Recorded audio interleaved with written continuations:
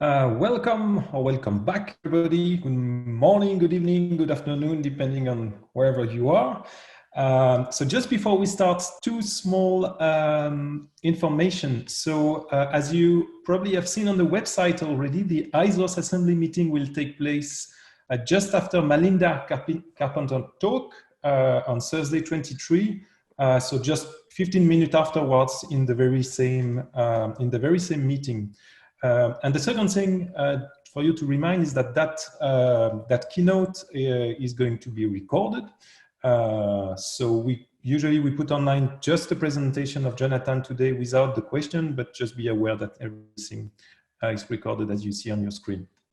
So we are very excited and delighted to welcome today Jonathan Schaffer. I'm sure you all know him and or his work. So Jonathan is a distinguished professor at Rutgers. He has been working on a lot of stuff in metaphysics, on grounding, on fundamentality, on laws and causations, on Mariology, many other things. Your works, Jonathan, have been very influential in metaphysics at large, but they are also particularly relevant to us in social ontology. So we are very happy to have you here among us. In recent years, Jonathan has multiplied incursions into social ontology, and you have tried in particular to shed light on the idea of social construction with the help of some ground theoretic framework. We do hope such forays into social ontology will continue in the future, and we are extremely honored to have you on the program of Social Ontology 2020, and also very grateful that you have accepted to switch to that online participation. So the paper you are going to present us today is perhaps going to be joint work with Robin Dembroff, and it also has one of the best titles ever, namely No Money, No Woman. Thanks a lot, Jonathan, for being there. The stage is yours. All right. So thank you, Olivier. Thank you, Alessandro, for organizing this. And I just want to say again, as Olivier just said, that this will probably flow into a co-authored paper with Robin Dembroff at Yale. I want to just start off by saying that the title, No Money, No Women, is not autobiography, I swear. What I want to argue is that from a certain perspective, a kind of social constructionist perspective on social features, such as being money or being a woman, we are going to get driven to thinking of these features not as monadic properties of individuals, but rather as relations that an individual bears to a certain set of rules. So I don't think that anything bears the property. When I say no money, no women, what I intend to convey by that is that no individual bears the property of being money, no individual bears the property of being a woman, because there are no such properties or relations found in the world. Rather, a given individual might bear the property of being monetized by this rule, but not by that rule. And a given individual might bear the relation of being gendered as a woman by this rule, but might not bear the relation of being gendered as a woman by some other rule. So I'm going to argue that a social constructionist perspective will drive us to this kind of what I call this rule relationalist conception of the social features of the world. So in the first section of the paper, I'm just going to state what I'll call this entailment thesis. So I'll tell you what I mean by social constructionism. I'll tell you what I mean by rule relationalism, and what I mean by saying that if you're a social constructionist about a given social feature, then you should be a rule relationalist about that feature. That's the first section. In the second section, I'll give an argument for that, which is basically how to make sense of cases where rules diverge, or I think of these rules as kind of imposing social grids over reality. So this is sort of when grids collide, when different rule systems sort individuals into different boxes, what should we say about that individual? And I'll argue that rule relationalism will give us the best perspective on grid collision.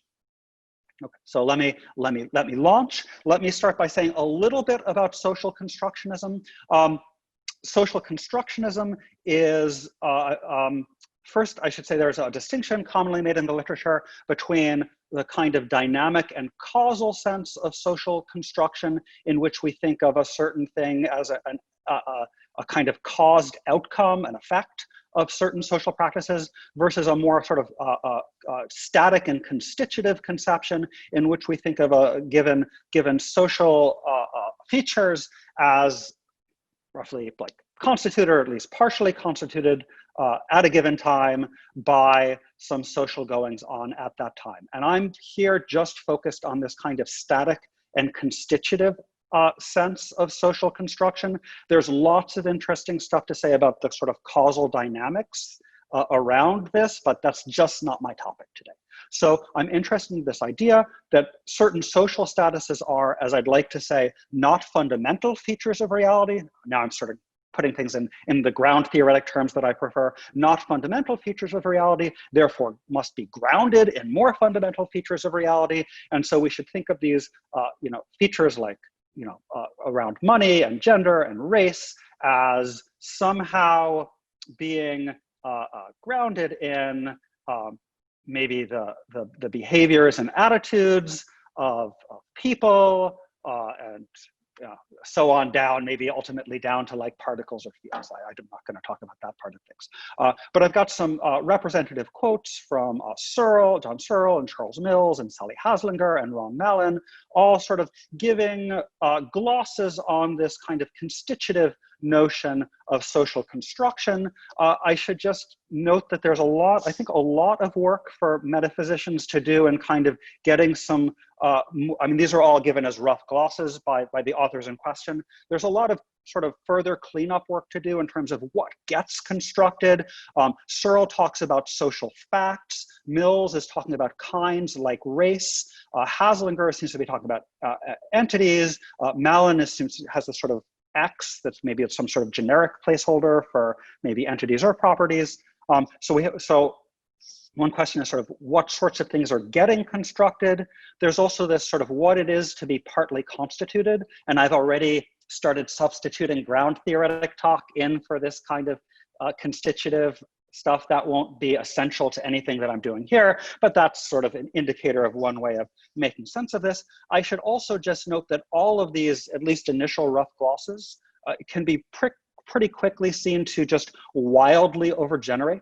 So if you think about the causal interpretation, which I'm largely avoiding here, things are going to be causally socially constituted just in case they're effects of social practices. But of course, our social practices spill over into the natural world and might cause things like global warming and environmental destruction and beams of light to get shot off into space that seem to be purely natural and not socially constructed phenomena. So just because something's caused by a social practice doesn't make the outcome automatically be socially constructed. And likewise on the constituted side, so a standard thing to say, at least in the ground theoretic literature, is that non-empty sets are grounded in their members. So you might think that the Supreme Court is US Supreme Court is a socially constructed entity, but the singleton set that has the US Supreme Court as its one and only member is a set theoretic thing that doesn't seem like sets ought to be the sorts of things that are socially constructed. So we might need to impose some restrictions on the kind of grounding patterns, as I'd like to put it, that allow social construction to be inherited up the grounding tree.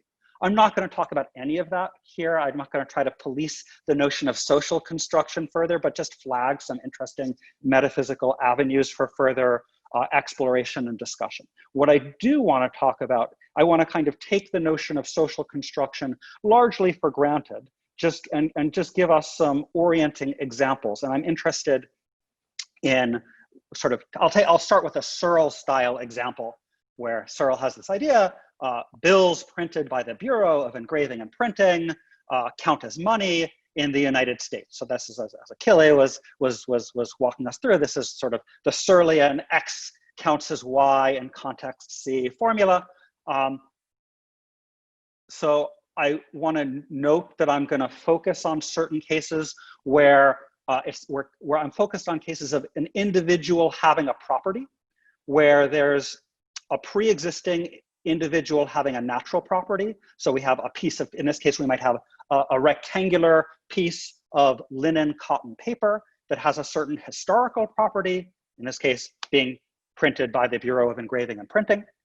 And then we have certain, what I'll call social rules that are mapping an individual having that natural property onto that individual having a social property. So we have a social rule that says if you got an individual that's printed by the Bureau, then it gets to have the social property of being money. I should emphasize here, I'm using a lot of sort of Searlean locutions, but I don't think anything's turning on this. I'm using the notion of a social rule. I didn't say where those come from, whether those come from collective acceptance. I'm neutral on that. I'm neutral on whether we should think of these social rules as anything like weighty and substantive, like legislative decrees. They could just be equilibria in coordinated behavior. Just want to be totally neutral on where the rules are coming from and what they are for present purposes. But here's a first pass regimentation in ground theoretic terms of how I'd like to think about what's going on here. In this particular case, we've got an individual having a natural property, phi A, phi alpha, like this piece of paper is being printed by the Bureau. And we've got a rule that maps being printed by the Bureau onto being money. And those two things together are wholly ground the things being money. And each of them is sort of a partial ground. If you like, you can think of one of them as like a triggering ground and one of them as a structuring ground of the things being money, but I'm not gonna, you don't have to like that distinction. So here's a kind of first pass model. I should mention my indebtedness to Brian Epstein's work here. This is how I'm doing it, where all the arrows are little grounding arrows. Brian wants to draw some distinctions between grounding and anchoring and framing. For present purposes, that doesn't matter to what I'm doing here. What is essential to what I'm doing is that there's some kind of metaphysical dependence, some kind of, broadly speaking, metaphysical constituency relation from the rule holding to Billy's being money. Whether we want to think of that dependence in terms of grounding or anchoring isn't central to what I'm talking about here, just that there is some kind of dependence or constitution relation, broadly speaking. Good. I should also say this is all first pass because as you'll see on the little model I have in the corner, I'm talking about things like Billy being money, which is to attribute a monadic property of being money to an individual, when the takeaway message of this talk is we shouldn't be operating with these monadic properties, but these binary relations of being monetized relative to a rule. So this is, if you like, the ladder to be kicked away. So, so I've told you what social constructionism is. It's the idea that these social statuses, these social features, are in some broad sense dependent on, or at least partly dependent on, social practices. Now I'll tell you what rule relationalism is. Rule relationalism about a given feature says that this feature has a social rule slot, and so can't be a monadic property of an individual, but must be an at least dyadic relation between an individual and a social rule. Maybe there's other relata as well, but just there's a way to put it. There's one more argument slot than you might have thought in these social features.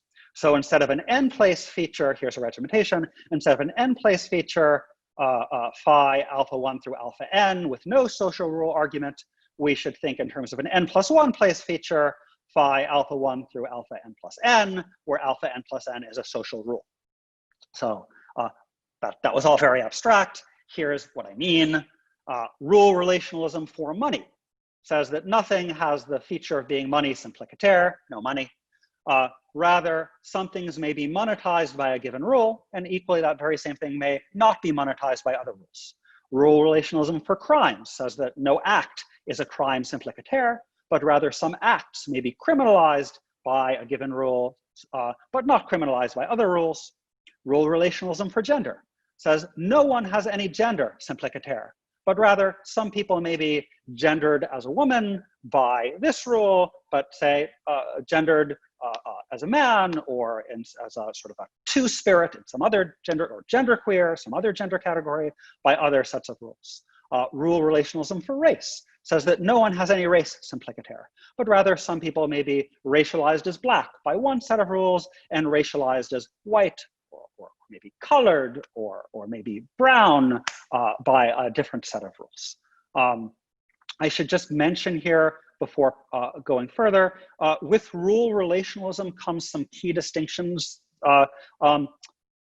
I'm thinking of these rules as just these kind of abstract functions from the features of an individual onto sort of a place in a social grid. So they're just mappings from particular individuals to social features. But not all rules are equal in a number of ways. First, some rules may be operative in a given jurisdiction. That's really important. The rule is not, it's not just that there is this mapping in Platonic heaven, but in some sort of places in concrete reality, that rule is enforced. Also, some rules may be psychologically embraced. In the case of rules that apply to people, they may be embraced by the person who we are sorting, or they may be embraced by we who are doing the sorting. So there's some psychological distinctions. And also, and crucially, there are moral distinctions to be drawn among the rules. Some rules may be specially just and good and rules that we should hope to find enforced in the world. Other rules may be morally horrendous or ones that we should hope to ameliorate should we find them in the world. Okay. So that's rule relationalism. And now I'm in position to state my main thesis, which is the entailment thesis, which says that if a given feature phi is socially constructed, then phi is an at least dyadic relation with a social rule slot, which is basically saying that rule relationalism holds with respect to phi. So for short, SC entails RR. If you're a social constructionist about a given feature, be a rule relationalist about that feature. Okay, so here's a corollary. No socially constructed monadic properties, but all socially constructed features are at least dyadic relations to social rules. I should emphasize, I'm not here defending social constructionism for any feature of social reality at all. I'll use examples of like money and women and race and war crimes. I happen to believe that social constructionism holds for all those features, but that's not my brief here. Likewise, I'm not defending rule relationalism for any feature. I happen to hold rule relationalism for all the features that I think are socially constructed as a tolerable consequence of social constructionism. But I should add, this is important, social constructionism is, especially for a lot of the individual relevant properties like race and gender, is usually put forward, I think correctly, as how in what Haslinger calls a kind of debunking spirit, with the idea that most people naturally start with a kind of idea that there are these sort of natural and immutable races and genders stamped on our souls from birth, or something like that. And social constructionism is supposed to be a kind of revisionary debunking discovery that these are highly historically contingent variable features, not stamped on us by nature, but at least partly put in place by contingent features of culture. So to the extent that you find rule relationalism surprising and counterintuitive, that's not necessarily a problem, because it might be that you were starting off from a kind of anti-social constructionist sort of natural and immutable conception of these social features, and we're only finding role relationalism surprising and implausible for precisely the reasons that the social constructionist is telling us we need to debunk. So don't be shocked, or at least don't think that the shock of rule relationalism is anything in addition to the shock that social constructionism might have already brought to us. Okay, so I've now told you what the thesis is, and now I'm going to give you the main, there's different ways of arguing for rule relationalism. I'll give you what I think is I'll give you one that, at least in my thinking, is the main sort of maybe clearest and simplest rationale for rule relationalism. And it's really the combination of two theses. The first is a thesis of universality. Universality is the thesis that social kinds, social features, apply at all places, times, and possible scenarios. And the idea here is that when we sort of construct these grids for mapping people onto social statuses, our grids are occasionally local. We might have a limited mapping that says, I only map people in South Africa onto places in the racial grid, and this set of rules, fall silent on people who are outside of South Africa.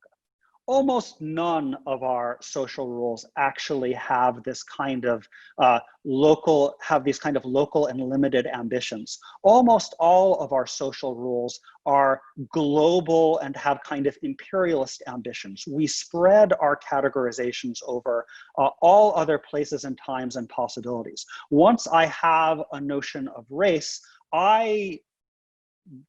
we apply it willy-nilly, in the typical case, to people in other cultures, at other places, and even in other possible scenarios. So this is something that Brian Epstein has emphasized. There's also some roots of this claim, I think, in Ron Mallin's work. Mallin notes that social constructionists like Root seem to be committed to the denial of this kind of no traveling thesis, but points out that that's very counterintuitive. And I think actually social constructionists shouldn't embrace that no traveling thesis. I think most of our social rules sort of by nature just travel across all scenarios. And I think this is not just a truth about our classificatory systems. It's not just that once I have a notion of race, I can apply it to other people at other times, places, and possibilities. It's also essential to a number of uses of our concepts. So if I want to make, one classic example that comes up in the literature is people sometimes want to make medical comparisons. They want to say that the greater incidence of, here's one example that comes up in the literature, they say that tuberculosis rates are higher for US Blacks than for UK Blacks. And that's to part of making a claim that racism in the US is particularly awful and has these particular medical complications and consequences for the people who are oppressed by US racialization.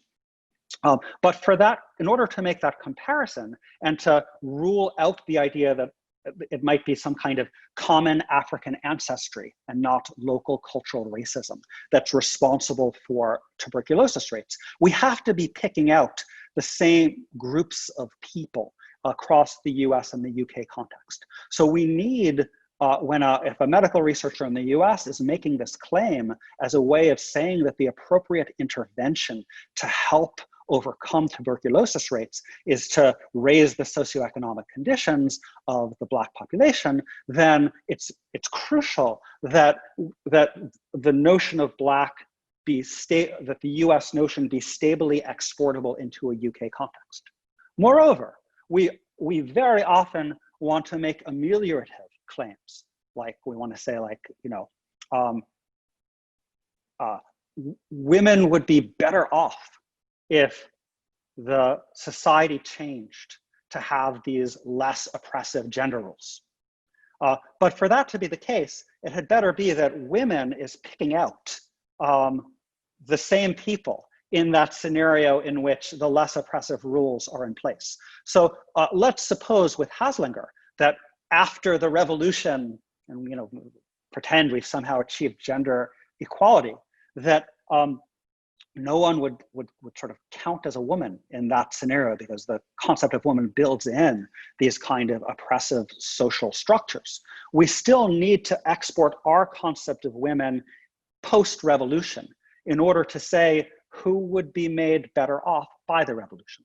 So universality is not only, I think, just a truth about our social concepts, but it's crucial to causal and normative claims that we want to make involving those social features.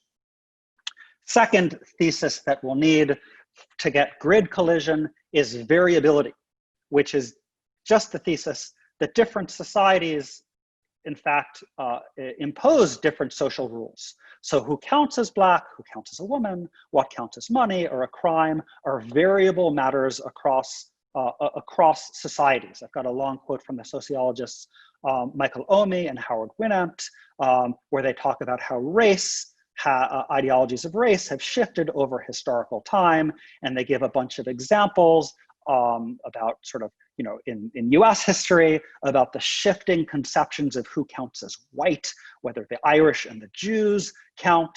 I was just reading some work by Natalie Molina about like how Mexicans counted and didn't count as white in various periods of US history, how that shifted and was negotiated, Asian Americans, but also not just across US history, but also as we look at different societies. If we look at South African society in the sort of 1950s and 1960s, 70s, under apartheid, there were different racial classificatory systems. If we look in Brazil, there's different racial classificatory systems there that I understand are much less based on ancestry and much more based on just sort of, skin color and just sort of appearance. So someone who has some African ancestry, but has, say, white skin, blonde hair, and blue eyes, will counts as Black, at least by US Jim Crow era race rules, where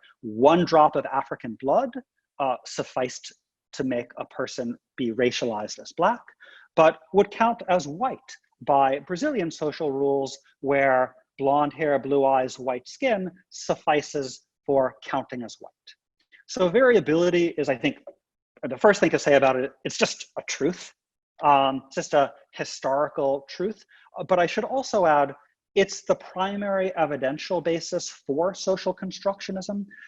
The primary reason why most researchers will claim that a certain social feature is not a natural and immutable feature of people or things, but a contingent, socially constructed feature, is by observing variability in the world. If you look back at the Omi and Winant quote just above, they actually just, I don't think they're trying to give like a sort of philosopher style analytic definition here of socially constructed, but you see, they just equate social constructionism with variability. They say, to say that race is socially constructed is to argue that it varies that it varies according to time and place. So strictly speaking, you could be a variablist without being a social constructionist. So in a certain sense, when I'm saying that social constructionism entails rule relationalism, I could even back away from social constructionism and just say that universality and variability together will drive us to rule relationalism.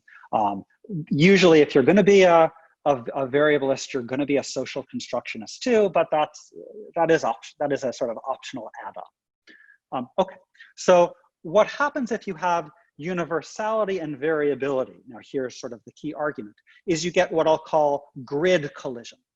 So I'm going to start with a case of money, because I think that money, as opposed to these properties of persons like race and gender, money is a case where social constructionism actually feels quite intuitive. So it's a good starting point case. Suppose that there's this monadic socially constructed property of being money, and consider a thing that's money by one rule, but not another. Here's the US $100,000 bill with Woodrow Wilson's face on it. This was produced in very limited features and only sort of circulated among banks pursuant to the 1913 Federal Reserve Act. Okay, there's a $100,000 bill. This is US legal tender. Obviously, it's not, so it's money by the US rule, it's monetized by the US monetary rules. Obviously, it's not monetized by the rules of many other countries like UK law. So given universality, we have the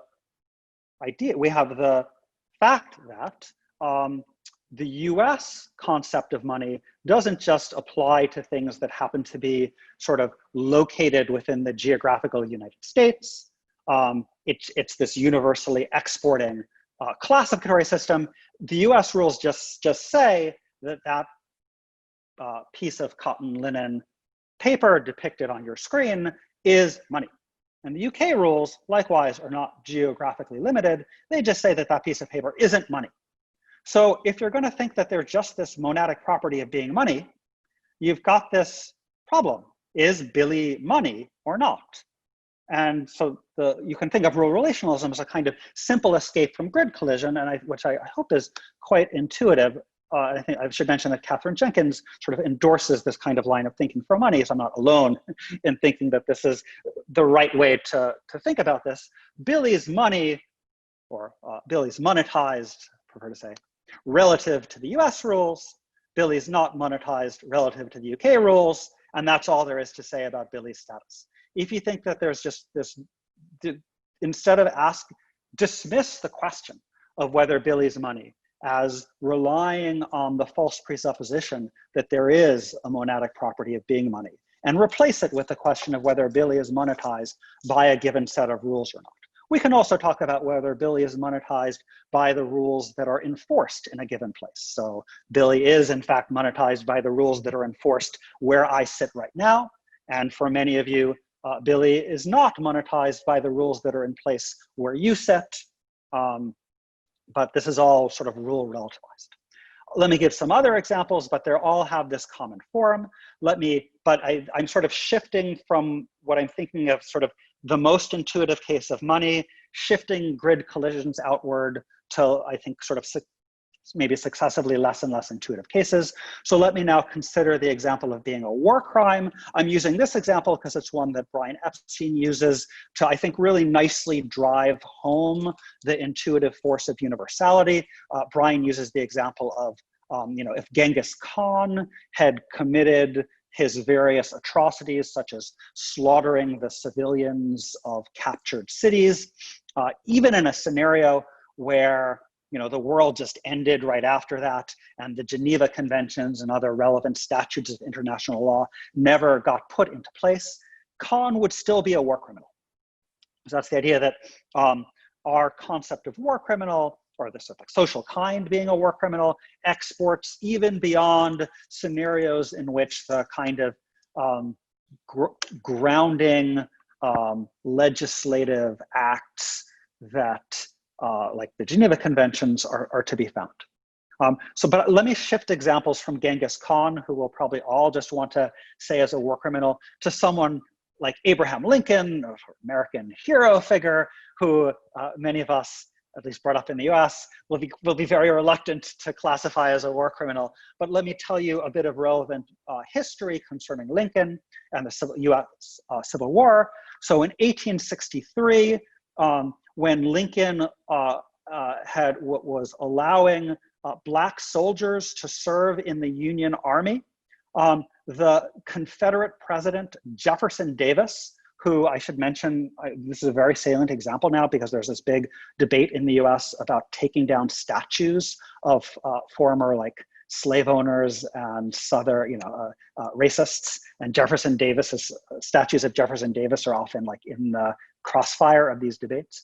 Jefferson Davis passed an order that he was so horrified by the idea that the white troops of the South would have to be fighting these lesser creatures, these Black soldiers, that he ordered that his soldiers were to immediately execute or enslave any Black prisoners rather than taking them in as prisoners of war. So Lincoln was so outraged by that provocation that Lincoln gave the order of retaliation in 1863, according to which captured Confederate soldiers of war may be executed in retaliation for the execution or enslavement of any Black soldiers fighting for the North. Such retaliatory executions are in fact forbidden by the Geneva Conventions. But they were explicitly permitted by the Lieber Code, which was operative at the time, which was operative at the time. And I've actually put on the slide Article 59 of the Lieber Code, which just explicitly authorizes retaliatory measures against captured soldiers. So was Lincoln a war criminal? I think the right thing to say is Lincoln was a war criminal relative to the Geneva Conventions. He's not a war criminal relative to the Lieber Code. And that's all there is to say about his status vis-a-vis being a war criminal, or whether his act of giving the order of retaliation constituted a war crime. Now, gender.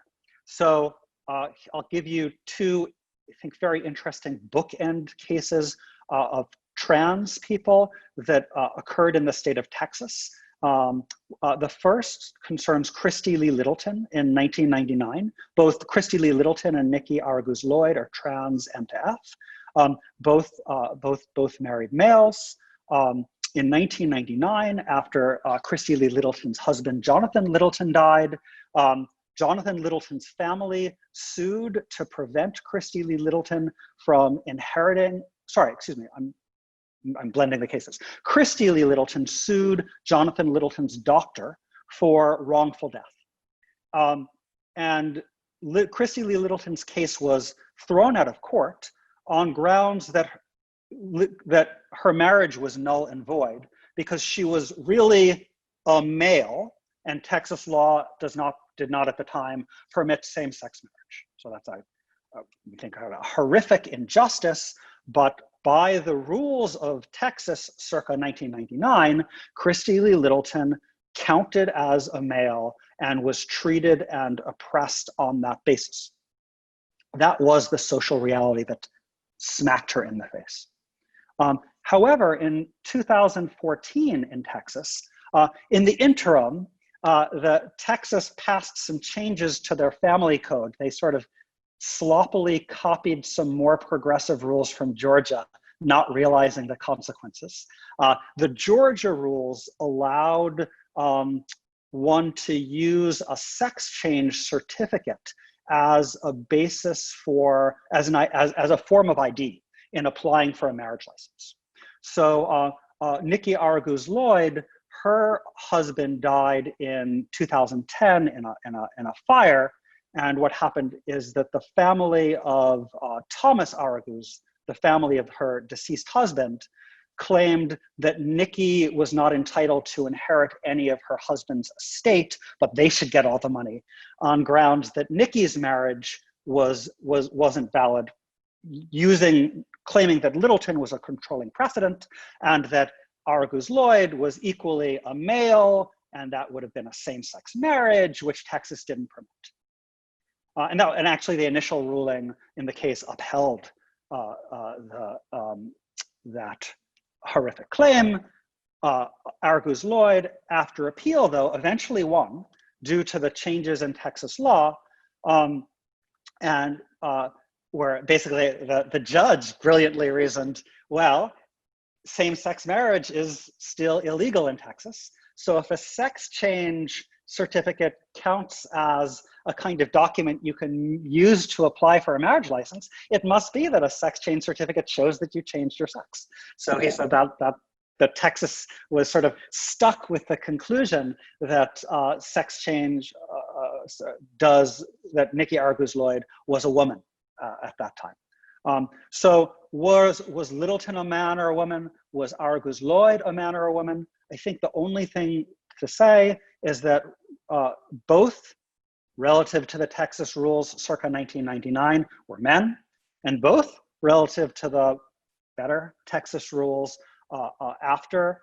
2009, were gendered as women. I mention this case because this is a controversial case. There are people in literature who will say that it's crucial to an account of gender, like Catherine Jenkins will say it's just a requirement on an account of gender that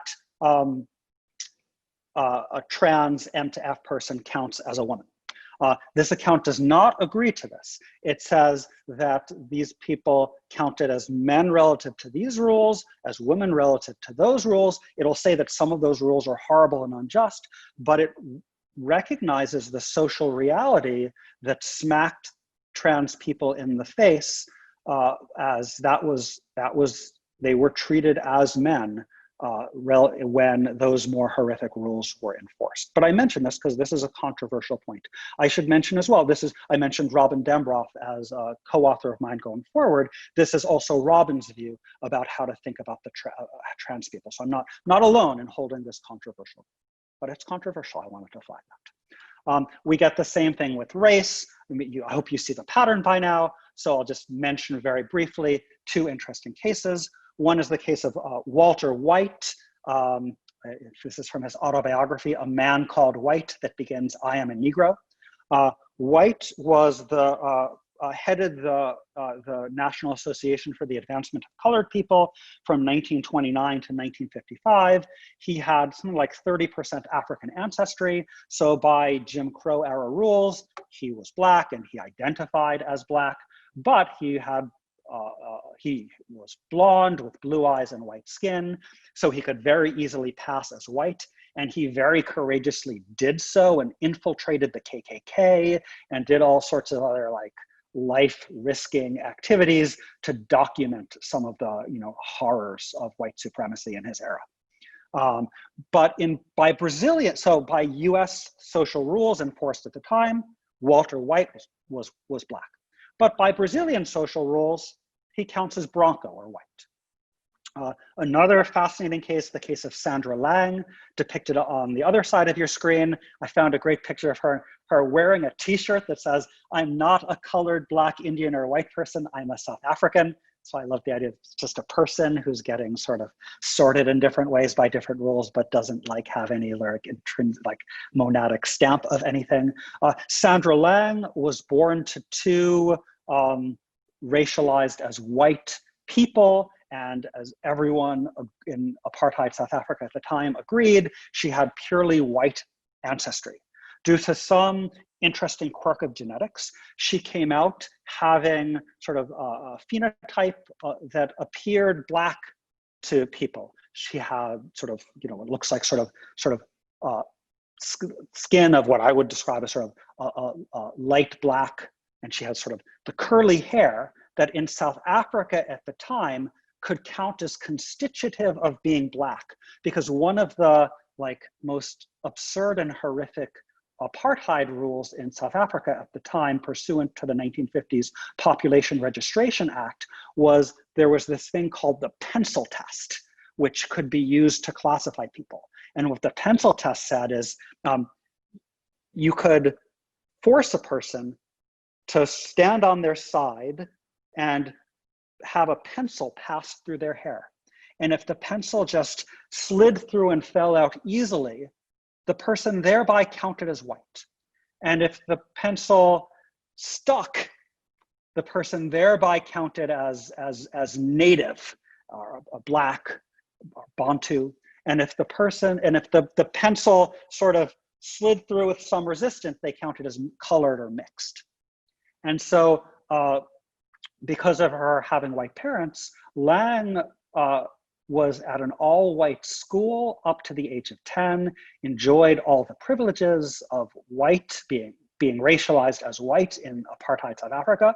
And at the age of 10, she was forcibly pencil tested due to the complaints of other parents at the school and reclassified as Black, kicked out of her school, wound up being basically in South Africa, she was separated from her family at the time.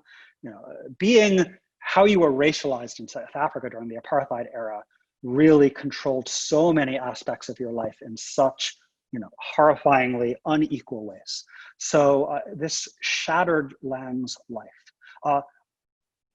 A year later, there were amendments to the South African rules that said that if your ancestry was white, that trumped the pencil test and allowed that you were classified as white. So at that point, Lang was reclassified as white, And if you think about like the disasters that you know, brought to her life, being sort of shunted from one society to the other, it was pretty awful. So, you know, was Lang sort of black?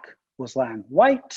Just don't think there's a right answer to that. I think relative to the earlier South African rules, she's black, she's racialized as black relative to those rules, racialized as white relative to the later rules. She's probably racialized as white relative to US Jim Crow era rules, though she could probably easily pass as black.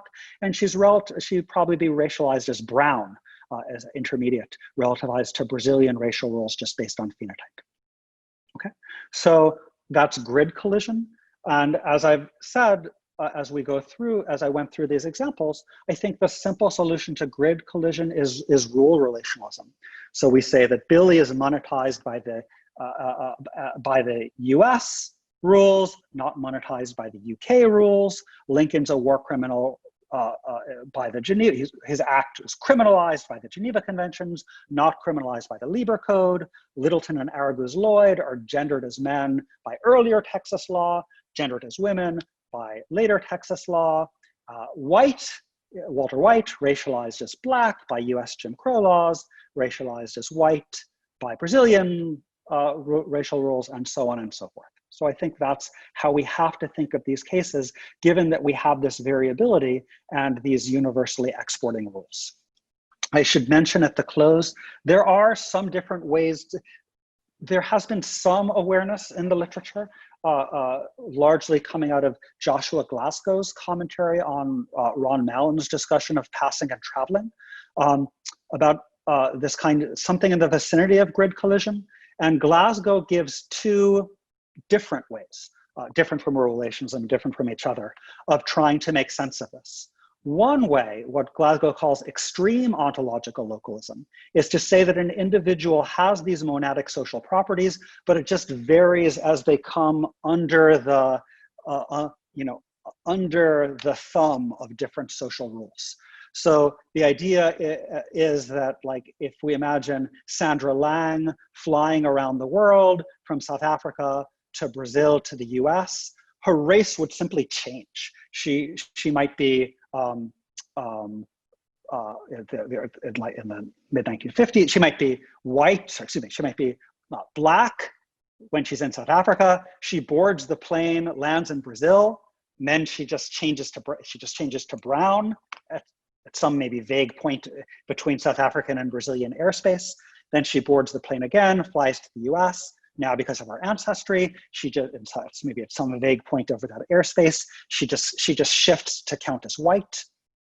But this violates the universality of this just violates universality of our social rules. It predicts what I think is a deeply implausible shiftiness of status, and I think it gives us just the worst outcome of all for Christy Lee Littleton, who, given that she lived and died in Texas under these oppressive rules that counted her as a man, that gives the worst verdict of all. It just says Littleton is a man. Okay. The other alternative, which is actually quite nearby, is what Glasgow calls moderate ontological localism, which says that there are these there isn't a single property of white or black, say, but rather these relational properties. South African white, US white, Brazilian white, and these are just different properties. So Glasgow goes in for this, Catherine Jenkins and Robin Dambroff sort of pick up this idea from Glasgow and apply it to money and race, and so this is very close to what I'm going in for. There's a very subtle difference, though, that you might think of as like the smallest of metaphysical quibbles, but I think is actually deeply important, which is to distinguish between a relation and a relational property. So, if Mary loves Susie, there's the relation of loving between Mary and Susie, and the relational property of loving Susie that Mary has. And I just think whenever you have a relation, you have a relational property and vice versa. I think of the relational properties as just shadows cast by the relations. So I don't disagree that there are these relational properties that are the shadows cast by these relations. What I do say about moderate ontological localism is that by only recognizing relational properties, it just falls short of emphasizing that it's actually the relations and not the relational properties that are the appropriate tool for social ontology. If you think about the way to regiment a relational property, you just would regiment it with a single, predicate, phi, psi, rho. Whereas when you regiment a relation, you have the slot for the relation and the slot for each relata. And that's an importantly different articulation of what's going on.